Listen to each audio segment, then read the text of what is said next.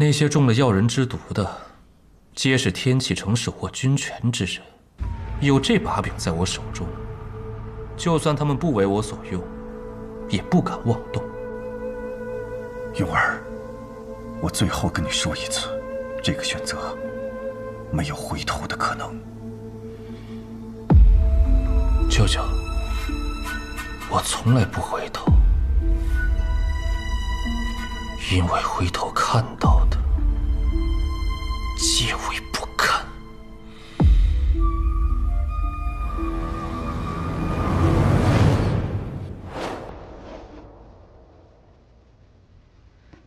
哎呀，母妃，母妃，你没事吧？这些活计怎么还需你来做？无事，只是扎到了，都不曾流血。你看，你父皇啊最喜欢我的绣艺，想着平素无事可做，便给他绣了一条腰带，再给你舅舅和外公啊做2双冬靴。来，坐。你今天怎么来了？学堂课业可辛苦？不辛苦，先生还夸儿孙聪慧呢。父皇晓得了，还赐了儿臣一套文房。今日不上课，特地回宫来瞧你们。真乖。父皇今日过来吗？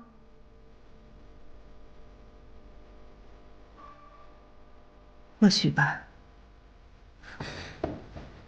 殿下，你就替娘娘争一争吧。陛下他日日都去那宣妃处，已经许久不来咱们这儿了。你是陛下的第一个孩子，陛下已经最是疼惜你了，你就替……点翠，多嘴。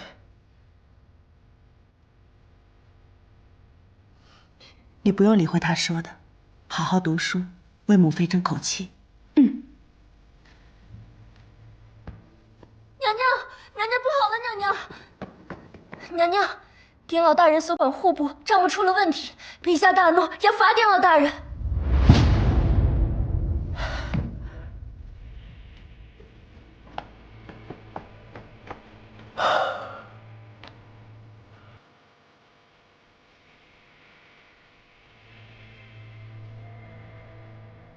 你父王还算有良心，只叫你外公告老还乡。或许父皇是挂念典家是母妃的母族，一条丧家犬，不值得他赶尽杀绝吧？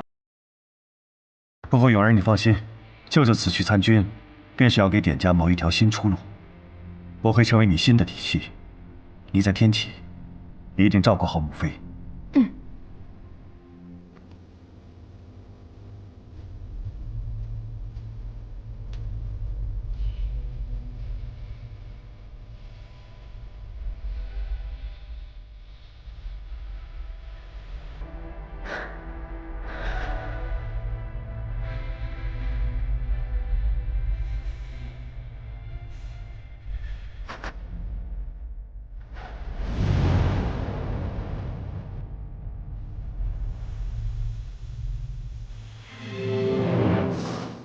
永儿，你是我在这世上唯一的亲人。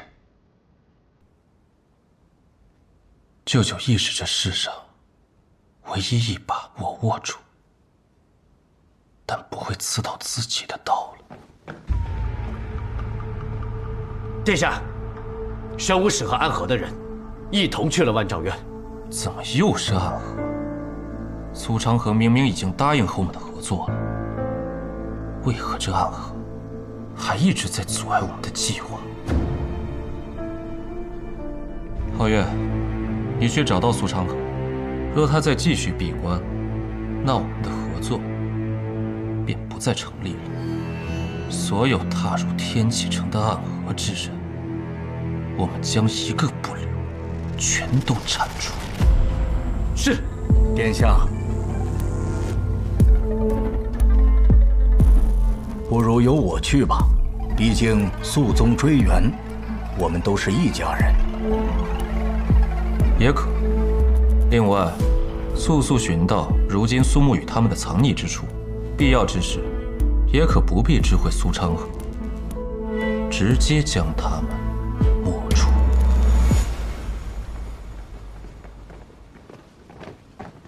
如何了？宇哥，我们已经找到天启城要人的秘密了，不过对手太强，我们只能暂退。雨墨和唐连月已经回琅琊王府复命了。苏沐月，我们还是先走吧。天启城的水太深太浑了，我认为我们的选择并不值得。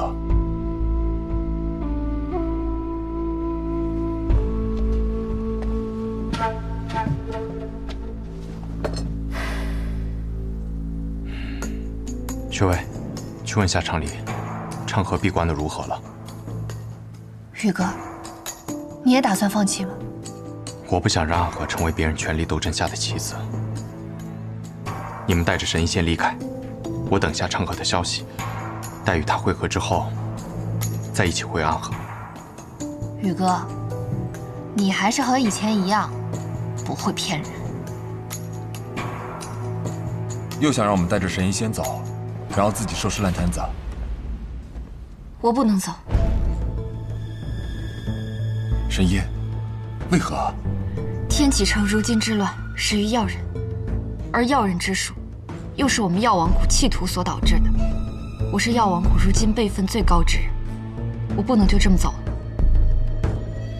可如今，大家长正在闭关，苏家主又受了重伤，以我们的战力，恐怕在这场战局上很难有什么帮助。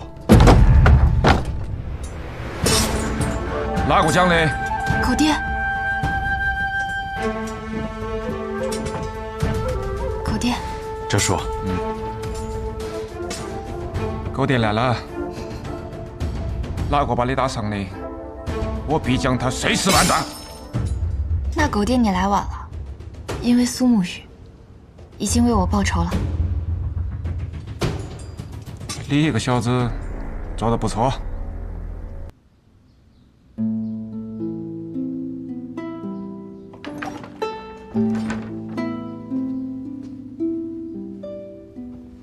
宇哥，你醒了。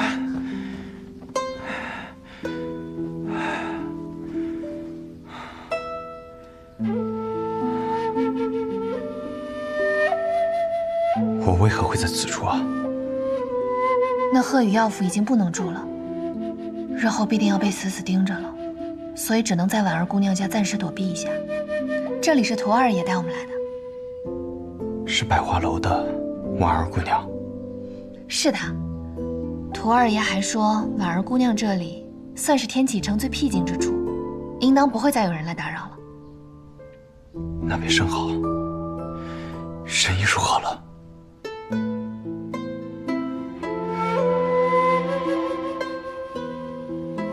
昭言说神医已经没有性命危险了，只是还需要一段时间才能够醒过来。学尉，麻烦你先将神医送离天启城，到南安城。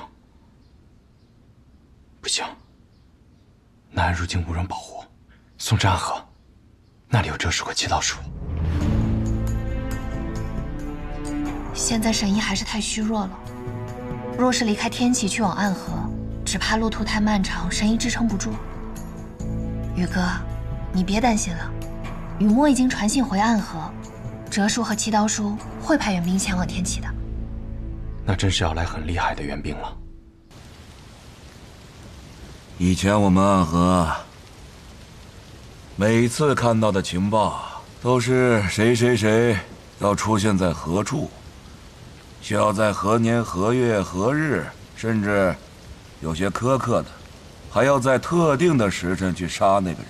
如今我拿到的信息，怎么都是今年的收成几何，来年的种植计划。咱们暗河的大刀，什么时候变成割脉的镰刀了？如今家中弟子无事可做，一身气力实在无处施展，于是苏家主就给我们定了这些任务，说等他们从天启城回来之时，需要考核的。怎么考核？不达标者，逐出3家。这是我们苏沐雨在成为家主之后说的最硬气的话了吧？祈祷叔，你也知道，苏家主向来都是待人最为温柔，可他一旦说了什么事儿，也一定是一言既出，驷马难追。咱们谢家力气最大，办起这些事儿来也算是手到擒来。苏家也尚可，穆家人就惨了，他们又爱干净，力气又小，恐怕……行，退下。是。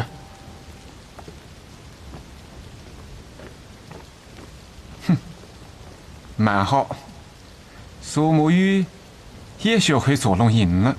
哼，我觉得他不是在捉弄人，他是认真的。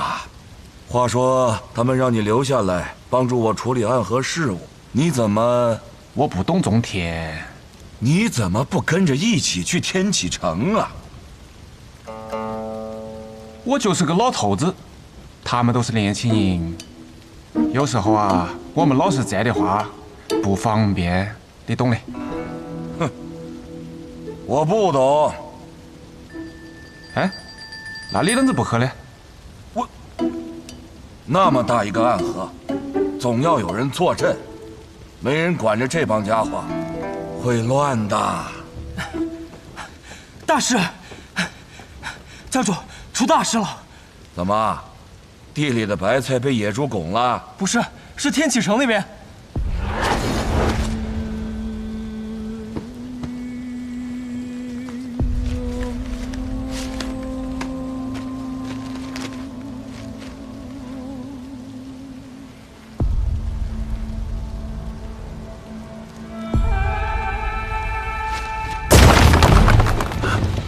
苏哲兄，你要做什么？踏平天启。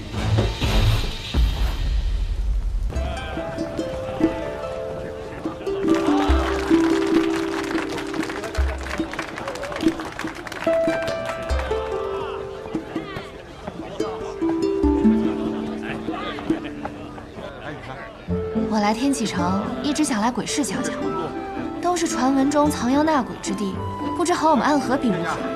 没想到今日竟实现了这个愿望，这不是巧了吗？我一直以来最想做的就是陪你逛逛鬼市。那早不来晚不来，如今靠人才带劲。那毕竟对这天启城人生地不熟的，还是得找点关系才行。你说是不是啊，玄武使？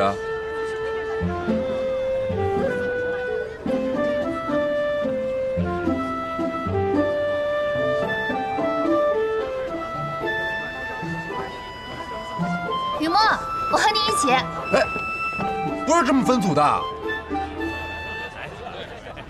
看来你跟我一样，也不是很受待见。谁跟你这只乌龟一样了？诸位，许久不见呐！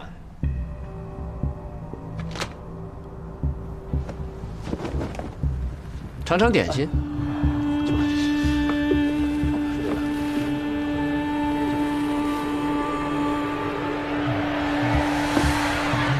哎，给我一份，我这也要。好，谢谢，多谢。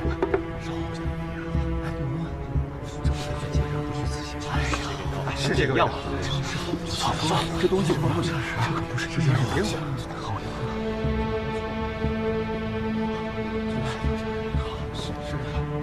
前段时间，李正启通过了金殿出仕，可不久后便得了病。我有朋友在他们府上当差，说是现在已经疯了。你们这药真能吃吗？当然能吃了，每2餐后服1粒。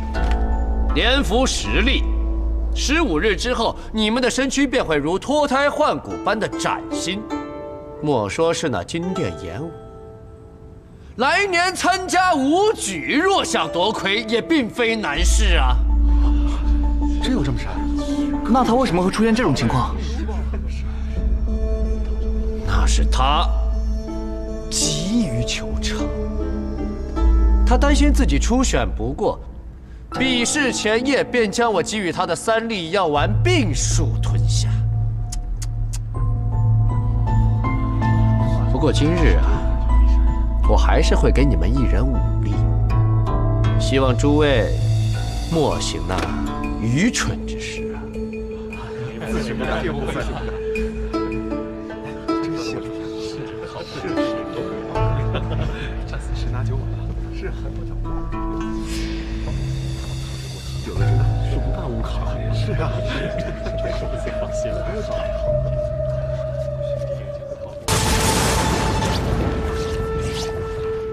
有执念深重之人，正在此地入魔。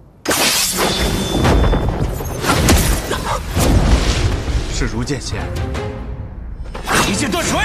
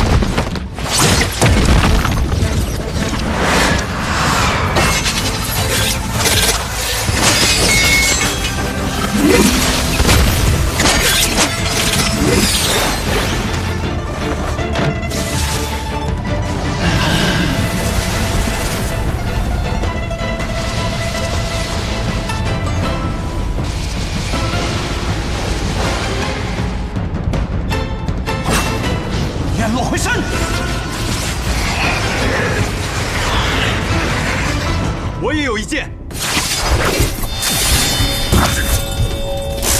剑名山雨晚来。空山新雨后，山雨晚来去。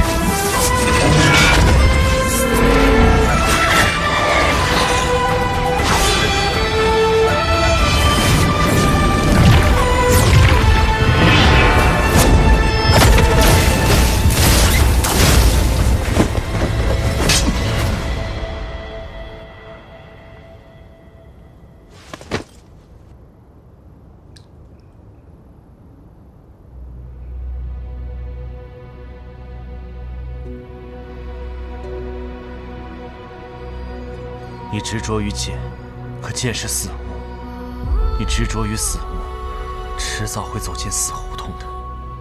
可常伴我身的，唯有一剑。除此之外，所有事物都离我而去。无敌师兄，我没有胜，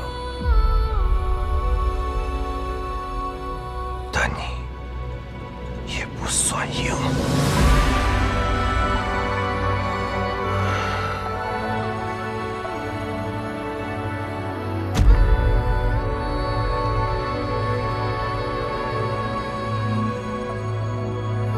典将军，这次我们就饶你一命，以后一定要留点心。暗河的主意最好不要再打。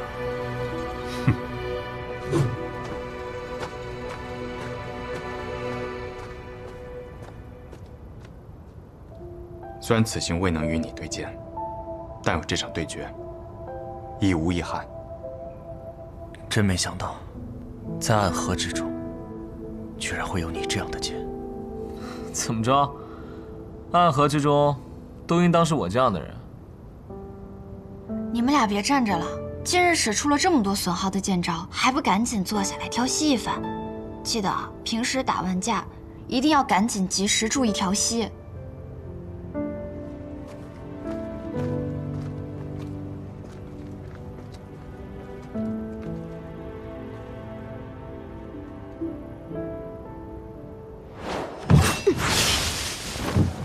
哇，太厉害了！对呀，真厉害！你看，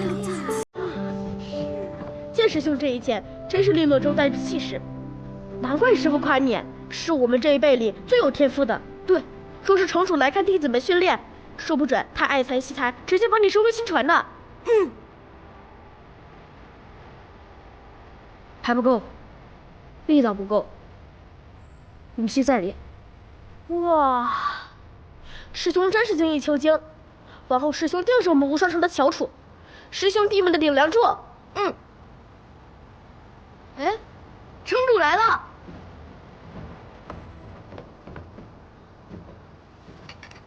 拜见城主。罢了，叶回啊，这里就是我们无双城的练习场。我日间要处理事务，你平素啊，可来这里和师兄弟们切磋切磋，等婚时再回城主府习练剑招。他叫燕回，你们几个多多照顾照顾他。是。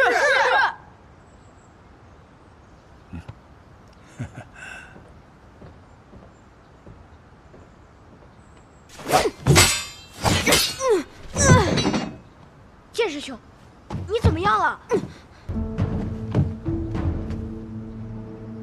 再来！来呀！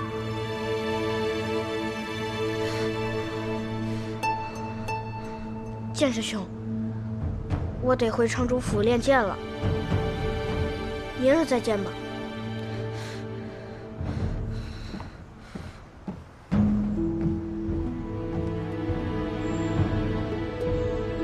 我会胜的，我会胜的！即使你有最强的师傅，有最好的剑法，我也会胜的！我剑无敌，不服输！我剑无敌，本该无敌！无敌师兄，明日一早，我便会差人将你安葬。你我之间师兄弟的情谊，来世再续。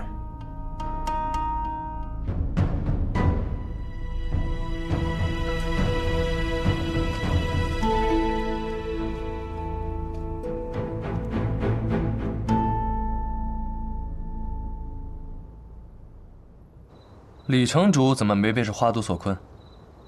都被称为了剑仙，还被这小小的花毒所困，未免也太可笑了。确实可笑，不知二城主是怎么脱困的，也教教哥哥我。那自然是有解药。啊？是三城主给你的？怎么可能？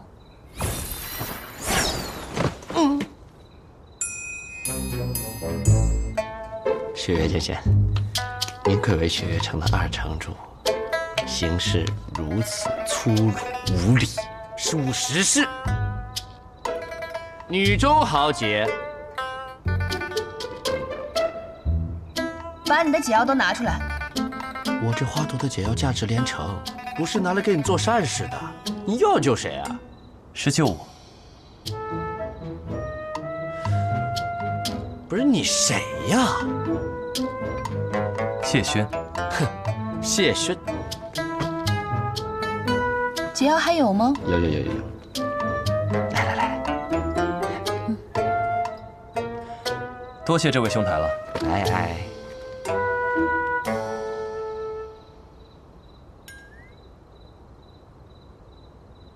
对了，李城主，这城中还有不少江湖人士也中了此花毒，你我身为剑仙，自然应当助其一臂之力。这瓶中还有不少解药，这花毒似乎也没有方才浓郁了。怎么救？将这解药化作粉末，散布全城即可。此毒由花所起，自当由花所灭。这世间能一剑满城落花之，唯有你了。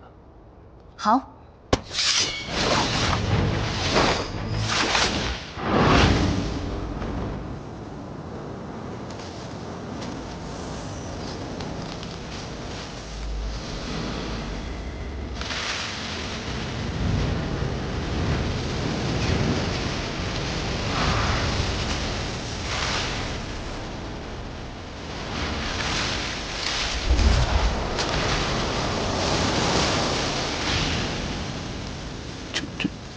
这就是传说中的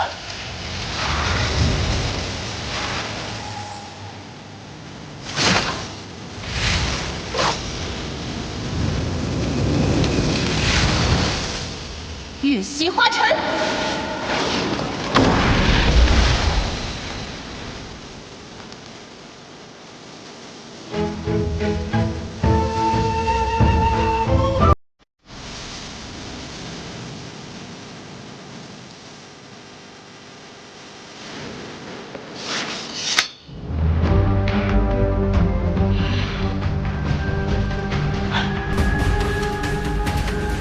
不等了！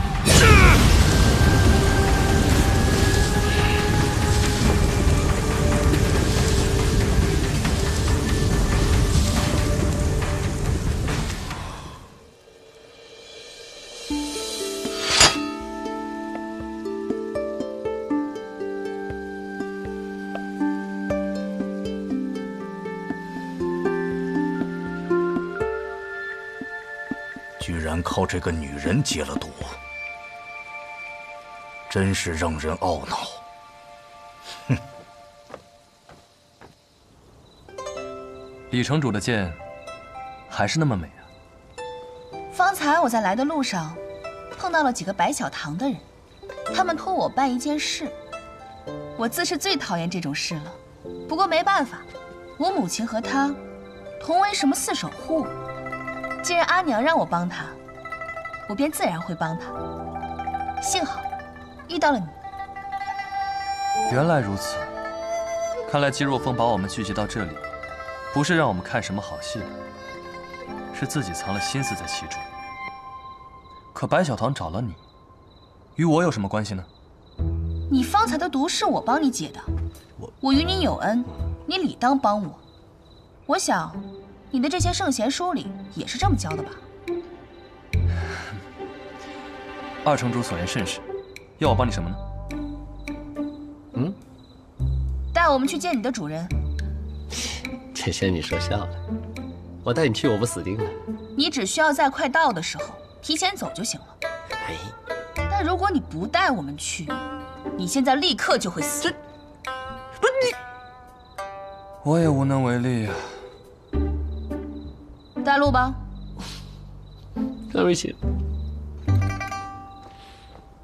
车夫，暂借一下你的马车，城内危险，你且留在此地等着。天亮之后，我们便会回来。啊，好。下！下！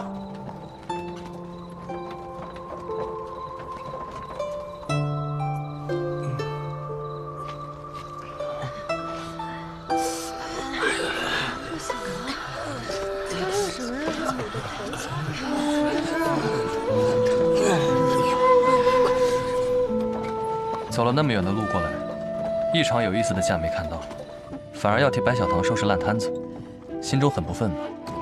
好说，等办完这些事情，和当世的如剑仙比上一场，就不亏了。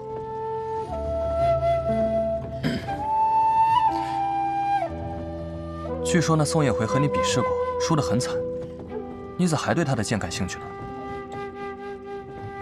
苏燕回的剑法的确不错，不过他被无双城拖累了。还有，我也想看看苏沐雨的剑。你们不是一起参与过围杀叶鼎之那一战吗？他的剑你没见过？他曾说过，他的剑不是剑，是杀气。只有他以新的身份再次出现，方才能见到他的剑。他很强。当年如果没有他，我们根本就没有机会重伤叶鼎之。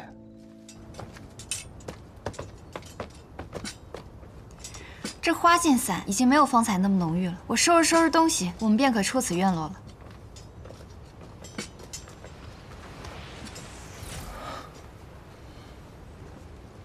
周公子，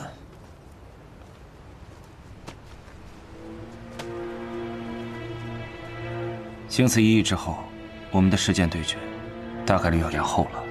有人想利用你我一战大做文章，到时候若再起风云，引无辜之人惨死，那便失去了这场事件的意义。更何况，方才你我并肩一战，我已感受到宋城主的剑意，很好。若当年父亲遇到的是你，或许结果也不会是这样的。无双城愧对于无剑者，愧对于主公子。我虽学艺于暗河，可此次前来，传的是父亲剑道。我本意只是想替父亲报仇，重扬无剑城之名，而不是想毁掉无双城。若我执意这么做，那便成了第二个刘云奇了。师父他重伤不治，毅然离世。他是我的仇人，亦是你的师父。如今大仇得报，心中自有痛快，却不便于宋城主面前过多显露了。我明白，那周公子，我们便抛会有期。若有机会，再看一看宋城主更绚丽的剑光。我怕是不行了，但是我们无双城会有一柄更好的剑，等着与苏公子相见。告辞。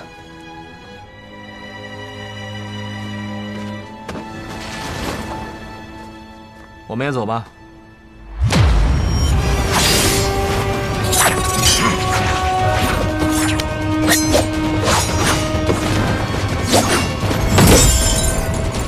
这家伙中了你俩致命一剑，不可能还活着。不知疼痛，不知畏惧，只有杀心。这不是走火入魔可以解释的。这难道是？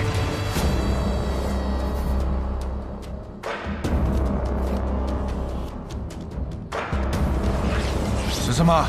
是西楚所传的药人之术，能让死人重新站起来作战。当年西楚与北离两军交战之时，西楚便是用这药人之术强行拖延了许久。此法有违天道，但由于太过奇异，西楚如仙便不舍得就此将其毁去，便将它传给了我们药王谷，希望药王谷能从中寻觅一个能将此法转邪为正的机会。此书原来被你们药王谷拿走了，那你们做到了吗？做不到的，此法之邪异，就连新百草也无法窥其全貌。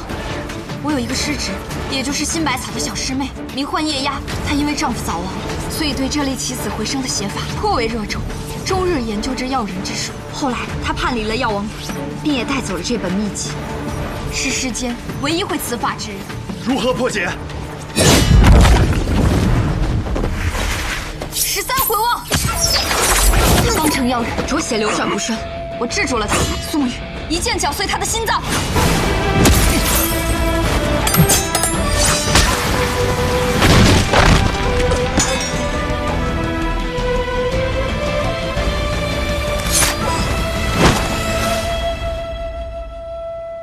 这总结束了吧？略。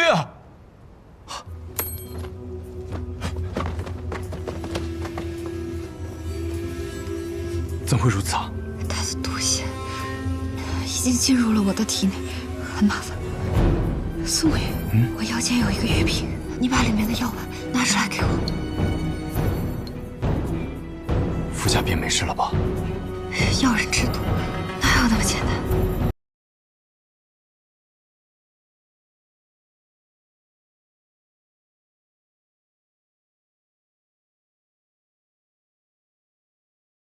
说给员外那位听的话我已经说完了。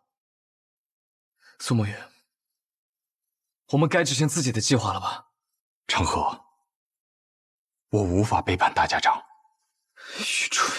这次三家铁了心要谋你，我会为你铺好路，你只需要做好握住绵龙剑的准备。你怎么这么多年了还没有明白这个道理啊？你永远都是这么天真。大家长与我二人皆有恩情。恩情？他们培养我们是为了替他们去杀人，我们之间并不存在这可笑的东西。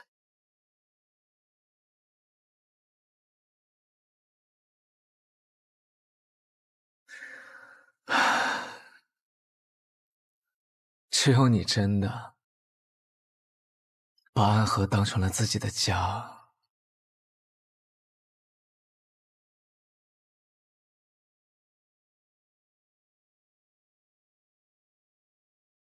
而我却始终做不到这一点。对于我而言，这里只是一个交换利益的地方罢了。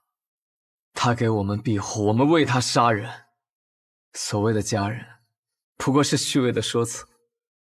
苏沐雨，哲叔就在外面，若我们一起动手，你还能活下去吗？若哲叔与你联手，我自然不是对手。但凡事总要一试。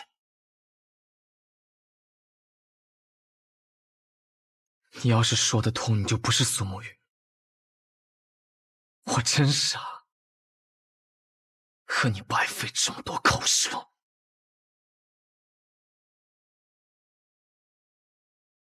慕白，在里面偷听的可还痛快？你是怎么发现我的？因为那个让你来此候着的消息，就是我给你的。哼，咱们都是同族，就该互通有无。谁跟你是同族？苏长河，你给我等着！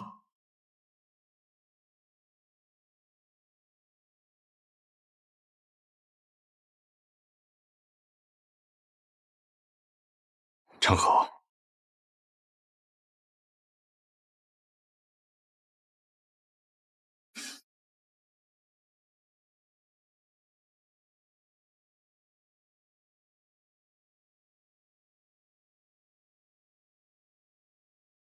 开弓没有回头箭，大家长这次一定会死，我也一定要拿到面棱剑。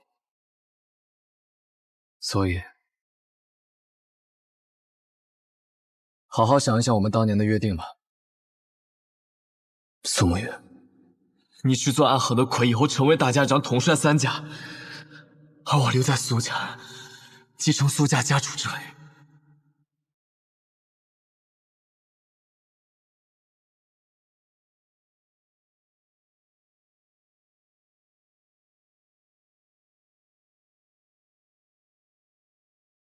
这马车真有意思啊！如此之大，却能行驶平稳；如此之重，却能日行百里。这是搬家搬三爷捣鼓出来的玩意儿，能不有意思吗？坐好这架马车10日以后，他便死了，生病死了。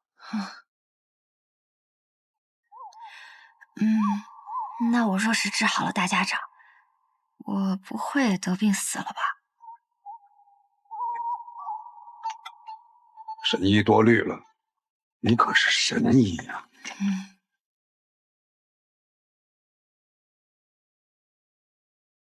暗河之乱已经开始，不出10日，我们便会得到一个结果，让暗河的水蔓延整个江湖，涌入天启。成河，或许这一次，你我要对彼此真正的拔剑了。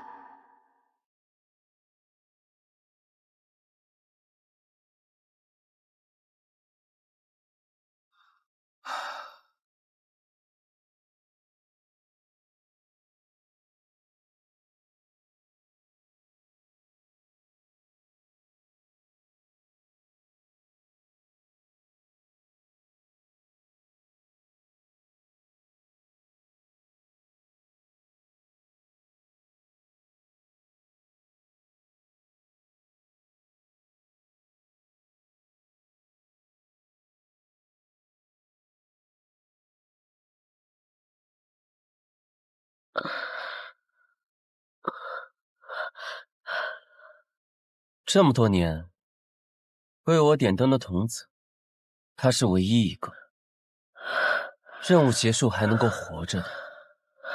要带他回去吗？不必了。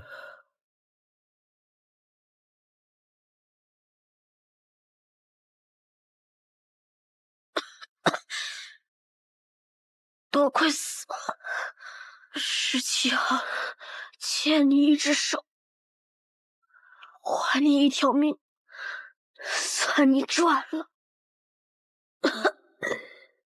多少暗涌的情绪，无声的沉淀，漫漫长夜中寻觅，挣扎爱痛的17号，你怎么会在这里？我偷听到你们的任务点，私逃出来巡礼，我来接你回家。那地方也能算是家吗？有家人等候便是家。你弟弟还在哪里？如同宿命随波蜿蜒，曲折谁能趟过黑暗的河？哪里会有彼岸穷尽一生，唯一点光倾尽颜色？辗转悲欢离合，恋恋不舍，思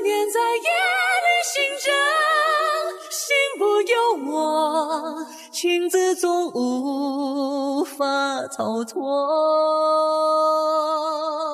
怎么总把自己搞得这么狼狈？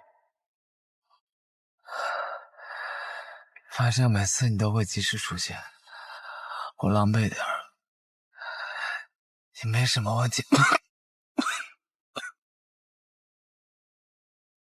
鬼哭园的试炼马上要开始了，各家主唤我们回去。这一天终于还是来了。哪里会有彼岸穷尽一生唯一点光，倾尽颜色。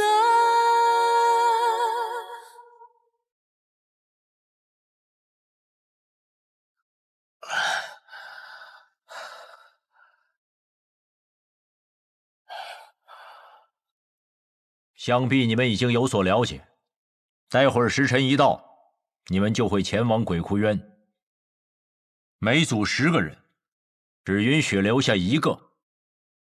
第一组86号、18号、74号、42号、34号。26号、17号、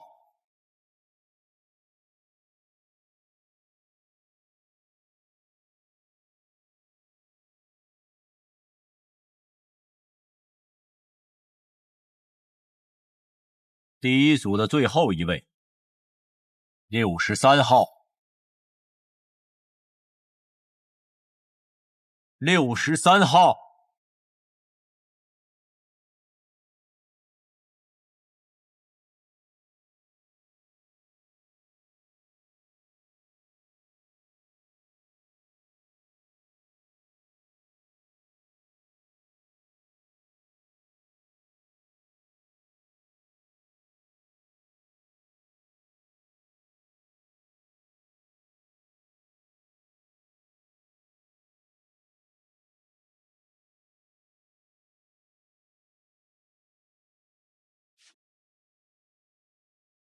谁惹了木秋兄啊？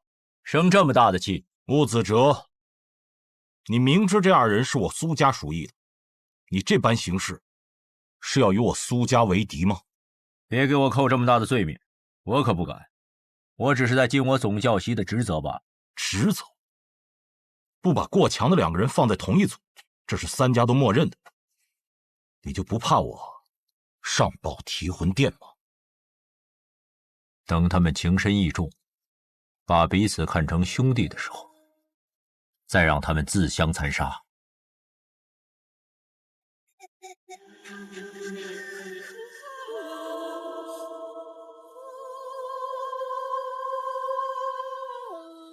合作在一起，不要走散了。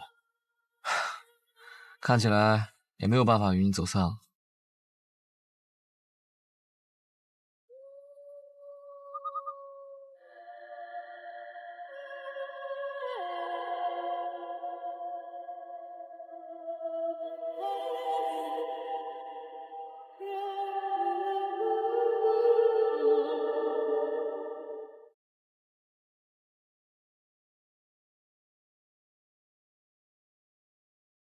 全都来了。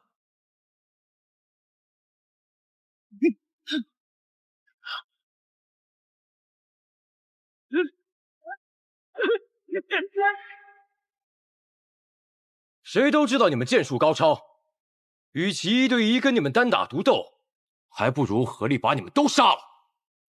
我们剩下的再斗，还有几分生气。那便来吧。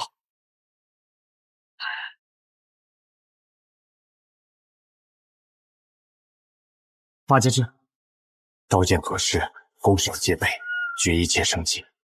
要胜此战，唯有一途，一二入局。我为尔。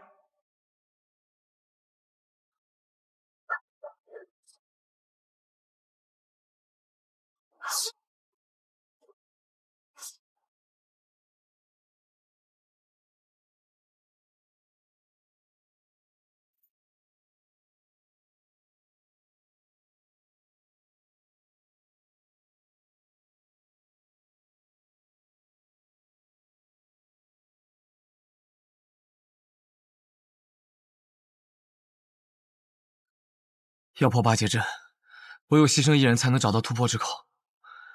我们两个同时上，算怎么回事？我知道，我来。有神与何相残风冥冥中相那我走了。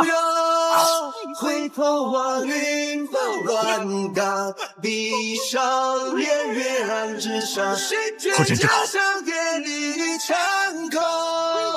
等空出世，扭转乾坤。从风雨笑自灵根深，从在我脚下，无不寻根。借一生不爱也不恨，经历穿越大河，终身一月的人满泪痕。你留了珊瑚中身份，请忘记我是谁，因我也是我们。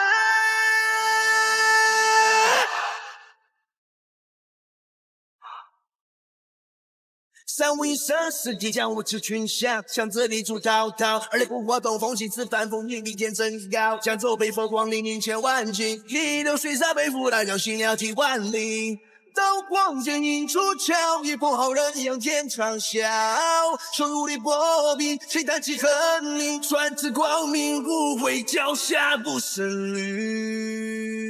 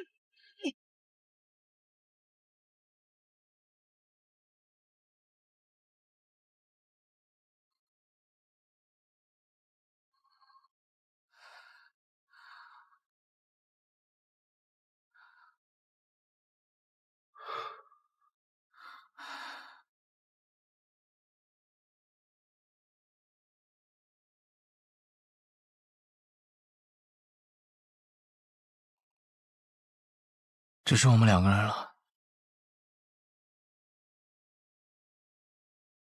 所以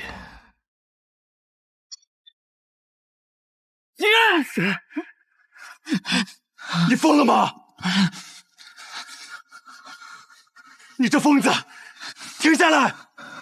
我跟你说过，你的恩情，我迟早会还的。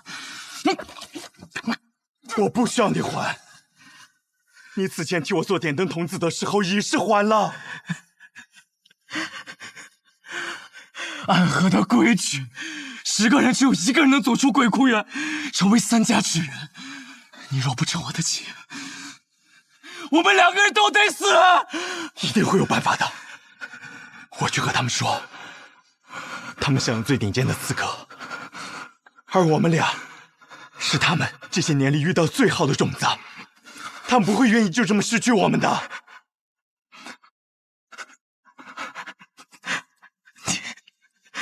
你太天真了。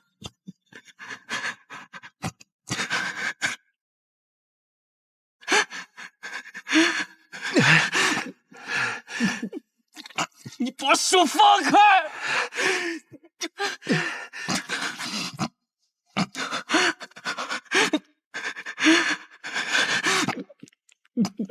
你把手放开！只要足够强，便有资格天真。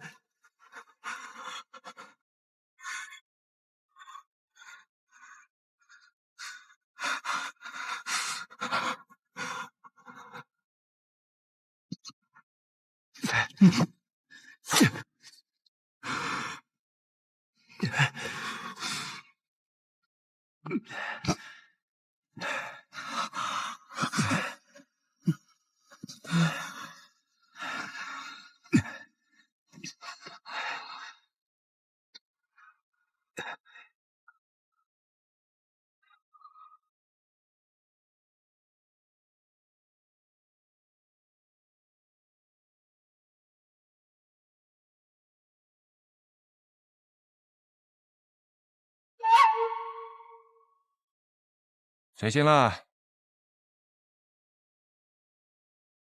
啊，做了一个很长很长的梦，梦到一些很久以前的事儿。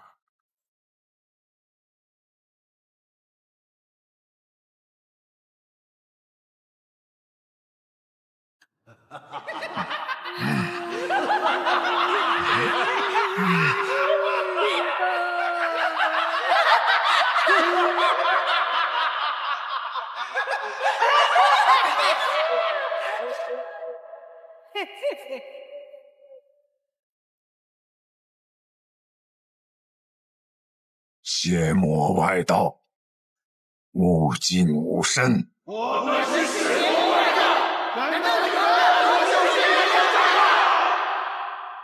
不过是些魔障，看我一剑斩了你们！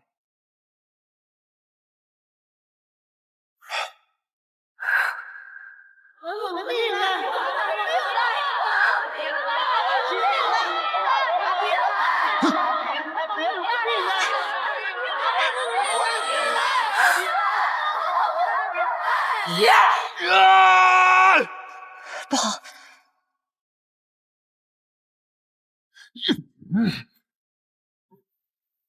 大家长，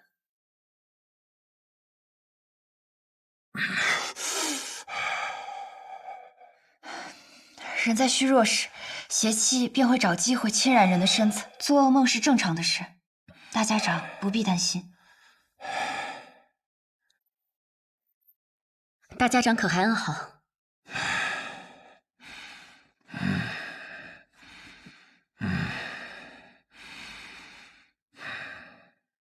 毛头，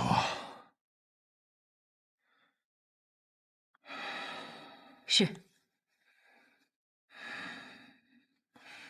神医啊，你此生救过多少人？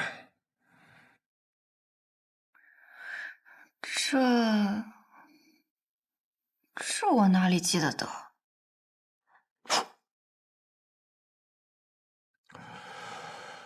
加上唐二老爷，我此生杀过832人，很多人，我甚至不记得他们是谁，但心底里总会有一个声音告诉我，那是我杀过的人。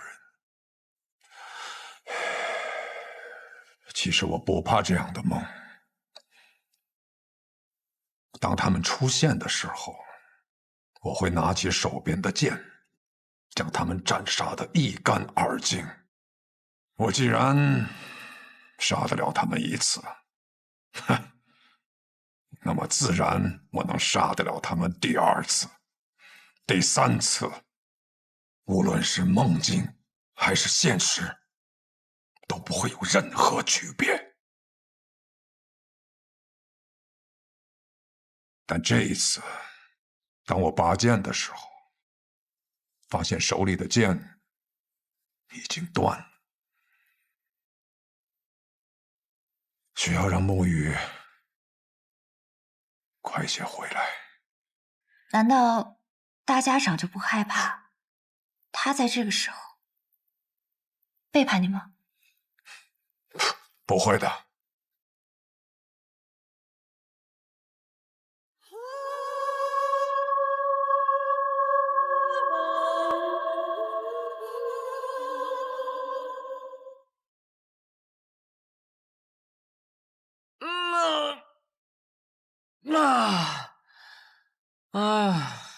哎呀，坐了许久的马车，累了累了。小上火，你这个样子能追到鹰，你到底是什么安排啊？追得上。大家长此行北上，无非就是想拖延时间，按照他的手段。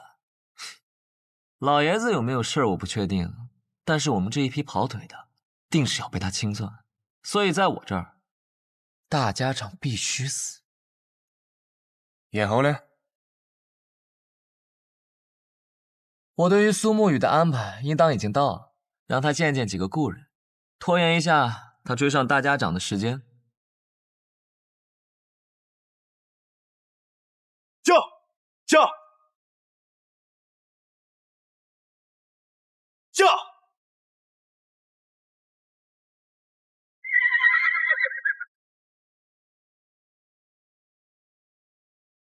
昌黎，宇哥，好久不见了。昌河派你来的？啊，是大哥让我来的。他说让我拦住你，实在不行就哭到你心软。他是不是觉得我不会杀你？他自以为能猜透我的心，可我杀过这么多人，我也有无法控制住自己杀心的时候。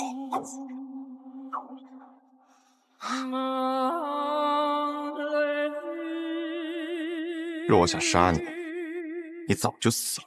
驾！宇哥。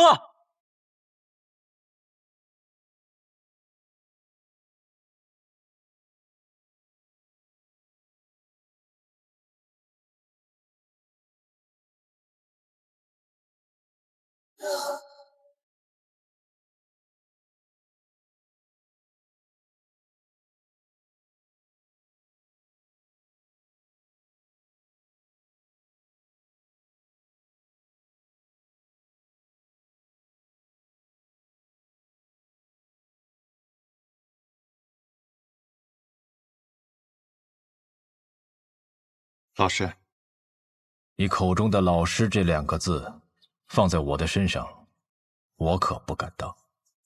苏轼先生，许久不见了，苏沐雨。昌河为了拦住我，居然把你也请来了。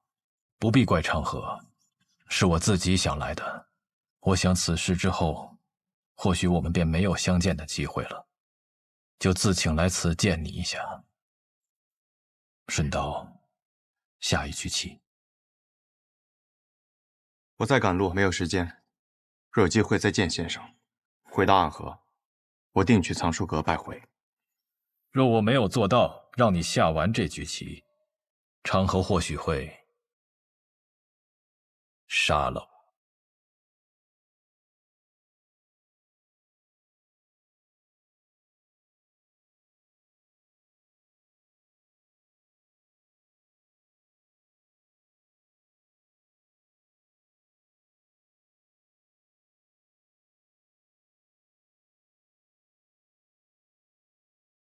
先生来此，是想劝我和昌河联手。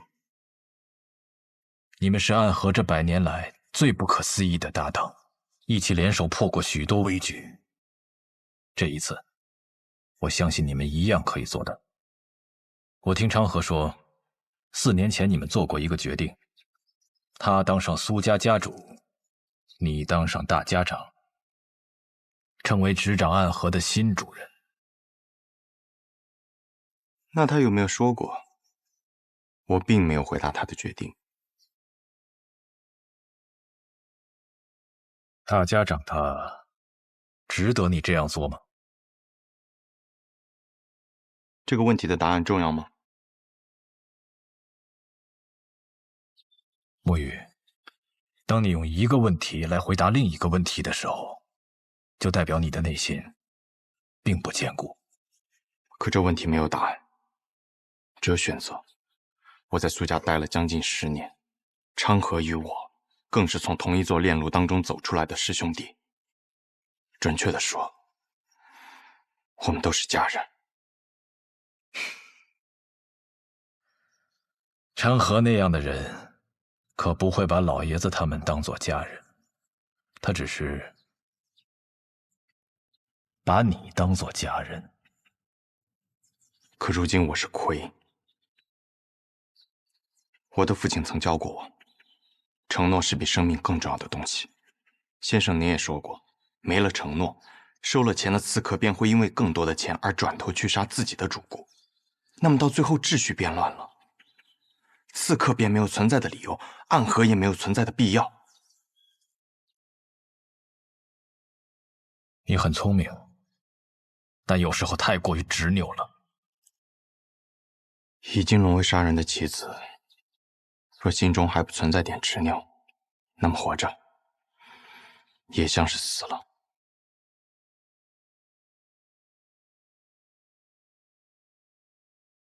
先生，你败了，告辞。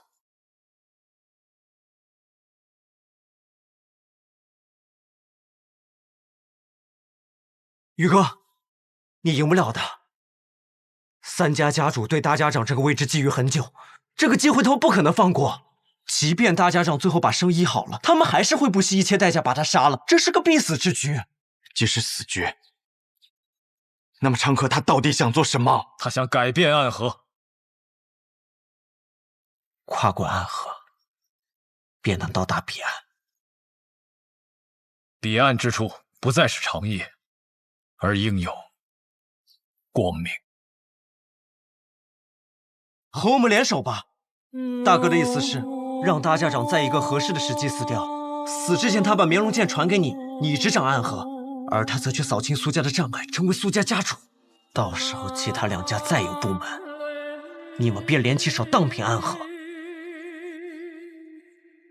宇哥，抱歉，我有我的选择。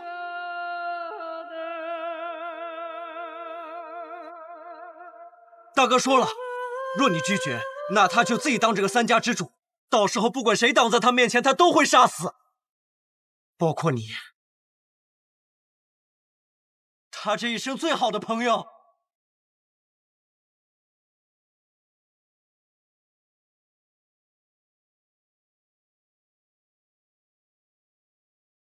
木鱼，道阻且长。行则将至，驾！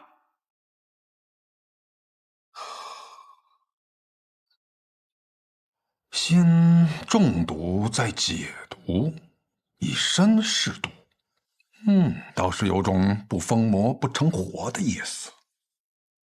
只是我不太明白，为了几张银票，神医愿意为我以身试毒？自然是不愿意啊，我又不傻。不过我有一个办法，既能感同身受的了解大家长体内的毒，但同时又不会死。什么办法？移魂大法。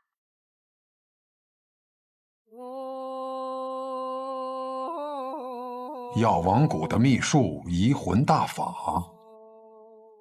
若是一旦对某人施用此法，就能和他无感共识，他的过往和此刻的想法都无法逃脱施用者的眼睛。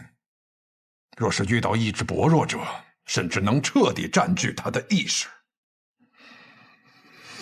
我初听到此门功法，还曾感慨，这哪里是医术，分明是邪术。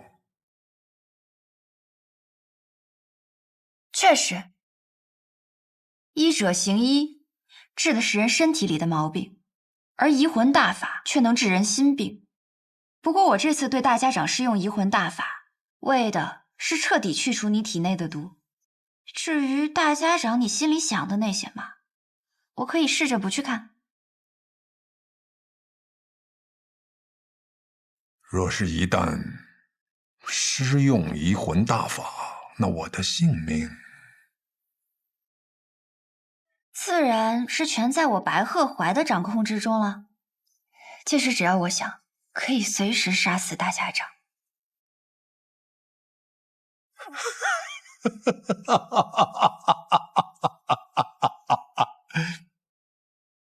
我想试试。大家长能活几日就让他活几日吧，反正我们抓紧时间找机会，先把那小神医给杀了就是。大家长和那个神医有地质摄效保护，你那么有信心？哎呀，我派人传了封信，去向了北面那座皇城，里面有一个人出身唐门赫赫有名，是唐二老爷最亲近的弟子。九江琵琶亭内3道暗器震惊天下，是可以与司空长风、百里东君等人齐名的高手。唐灵月。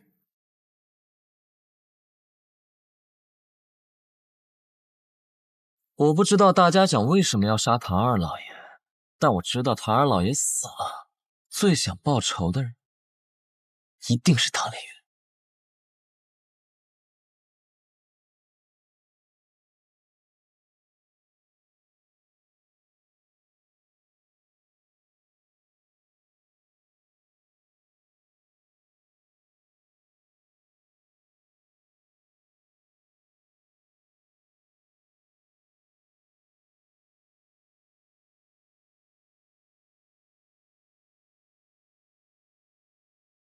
护送大家长离开，快！是。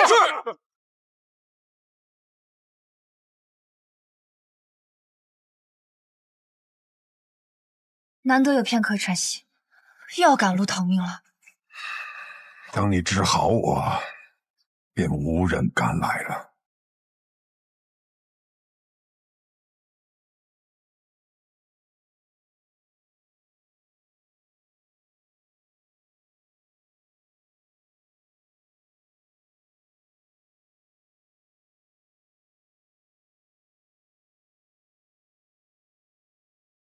找到你们了，暗河。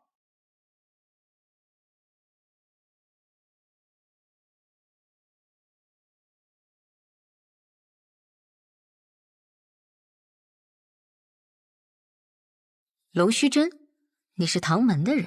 唐门，唐连月。唐连月，原来是天启城4守护之一的玄武使啊！我要找的人不是你。你们大家长在哪？我要见他。纵然你是玄武使，但这里一不是天启城，二我们暗河也不听朝廷的指令。大家长岂是你说见就能见的？我并不是以天启城玄武使的身份来的，是以唐门弟子的身份而来。你们暗河的大家长杀了我们唐门的二老爷，这笔账我来负责清算。这个消息玄武使是怎么知道的？如果是子虚乌有的事儿，那该如何呢？想必你们大家长早就走了，留你在此处断后，与我说这么多，不过是想拖延时间罢了。想走？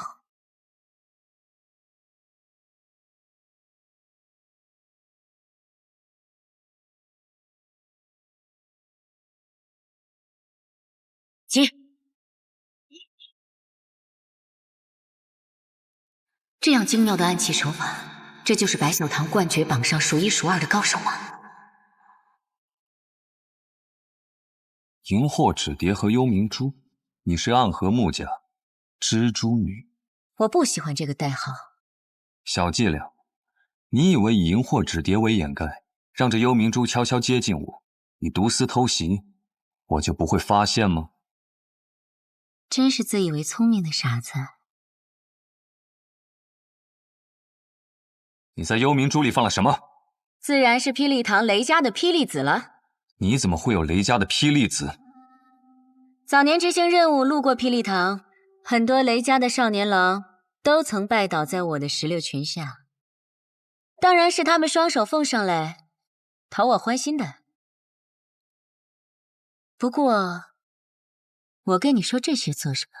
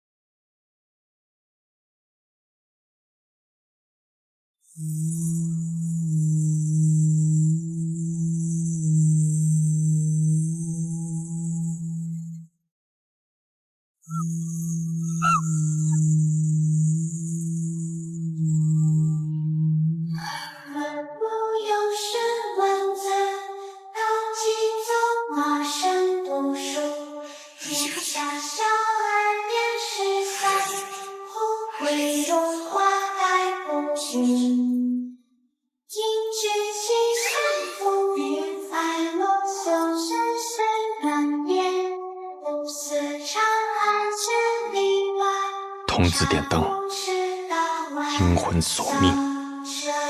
可曾记得昔日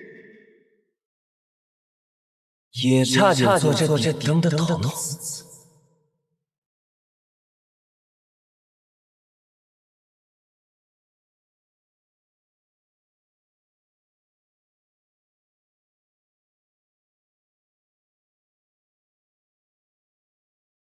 穆家穆英真，你敢与我动手，是想叛离暗河吗？是吗？可我得到的消息是你暗算大家长，意图谋反。我来此杀你，是奉家族之命，救出大家长。看来穆家还真是一片忠心啊。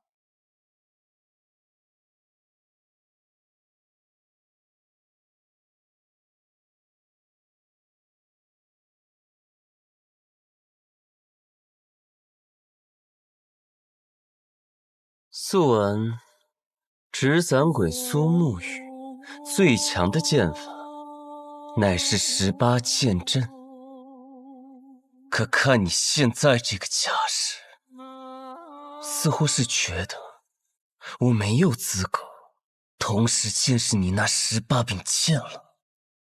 你确实没有资格。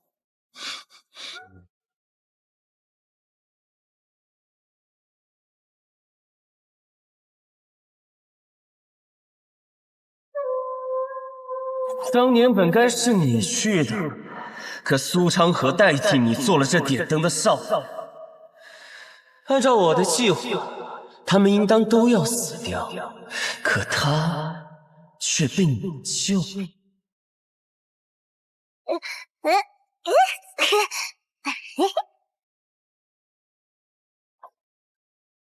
我想我明白为何他要替你。如果当年点灯的人是你，你必死无疑。实在没想到，苏家赫赫有名的纸伞鬼，从尸体遍地的炼炉中爬出来的无名者，如今的朱影首领魁，居然是一个心存善念的人，舍不得对孩子下手。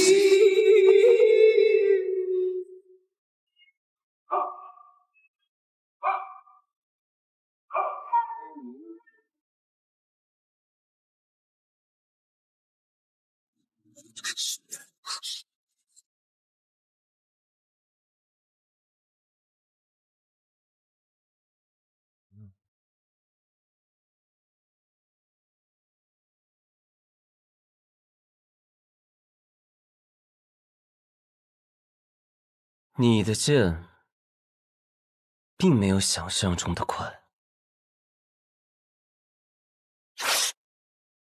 是吗？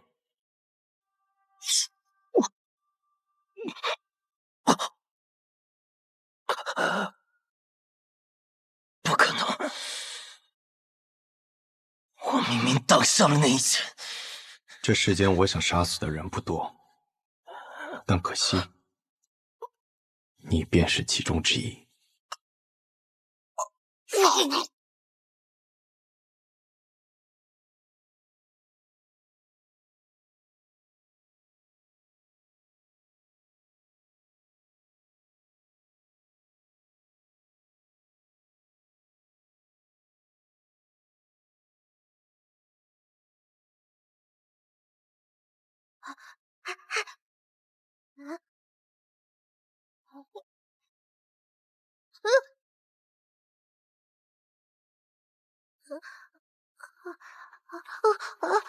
别怕，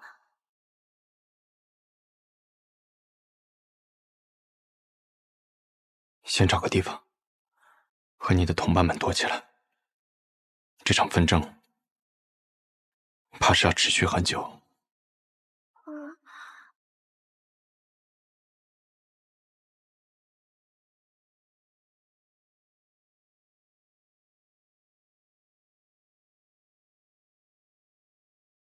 看来天启城的守护使也不是那么难对付。我们唐门并不怕雷家堡，所以我也不怕你的霹雳子。你再动，我便只能杀了你。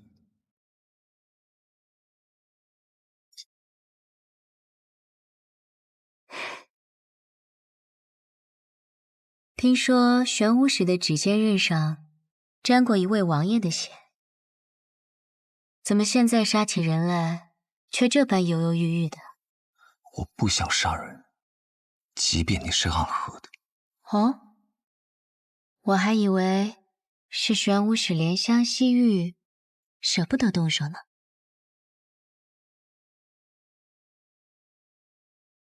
傻瓜。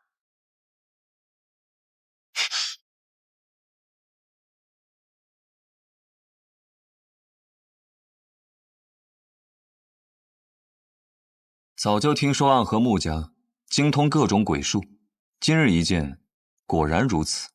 九江琵琶亭，唐门唐连月，3道暗器名扬天下，我对玄武使也是敬仰已久。方才我便不该对你留情，中了你的媚术。媚术？什么媚术？你既知道我在九江琵琶亭内以3道暗器名扬天下，那么你知不知道这3道暗器是哪3道？坊间倒是有传说，3道暗器都是你自创的，至于是哪3道，还未曾听过。不必听过，你马上就要见到。